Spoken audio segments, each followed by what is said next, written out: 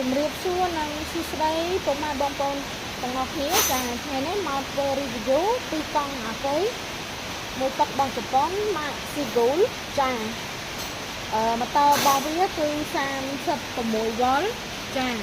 ហើយកម្លាំងវិញគឺស្ទុះខ្លាំងលឿនចាមានមុខងារក្នុងការប្រើប្រាស់យើងចង់ធាក់ជំរុញក៏បានមួយហ្គាក៏បានចាតួវាបែបមុំហាត់ចាម៉ូទ័រខាងក្រោយចាមានលីបទាំងអស់7មានបូមខាងមុខកង់ប្រទាលធំបែបតួប្រុសចាជីស្រួលខ្លាំងមែនតើចាធាក់មិនថាធាក់ជំរុញឬមូហ្គេឬក៏យើងចង់ធាក់ធម្មតាអីក៏អែមដែរចាគឺនៅពេលដែលយើងធាក់ហាត់ប្រាណហត់អីហត់យើងអាចប្រើប្រព័ន្ធអាគុយមកផ្ទះវិញអញ្ចឹងទៅចា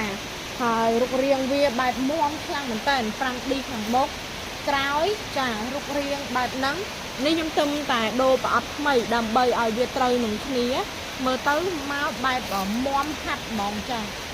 ហើយទឹកបានយើងបានជីហាភ្លៀងបានចាល្បឿនវាវិញអែមហ្មងចា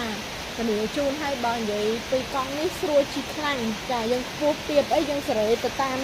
កែបរបស់យើងហ្នឹងណាចាហើយមានមួយគ្រឿងគត់នៅក្នុងស្តុកចឹងបងណាដែលគាត់ត្រូវការកង់អាគុយមួយទឹករបស់ជប៉ុនយកទៅប្រើប្រាស់គឺកុំភ្លេចណាកង់នេះគឺតាន់មាននៅក្នុងស្តុកចាអាចតាក់ទងមកបានអាគុយក្របថ្មី20 អំពែចាបើមានចំណាប់អារម្មណ៍ឬចង់បានអីគឺអាចតាក់ទងនឹងសាកសួរព័ត៌មានលម្អិតជូនបានចាហើយកែបនេះក៏ធំជីផ្លូវឆ្ងាយផ្លូវអីគឺវាអត់ឈឺគូទេចាមិនថាបងដែលគាត់ជីទៅធ្វើការឬក៏បងដែលគាត់ជីហាត់ប្រាណពីអីកុំភ្លេចជ្រើសរើសជាមួយកង់នេះមុំខ្លាំងហ្មងបែបប្លែកតួវាចាហើយទឹកបានលាងបានជីហាភ្លៀងបានចាបើមានចម្ងល់អីឬតាក់ទងពីកង់អាគុយទៅជីជប៉ុននេះគឺអាច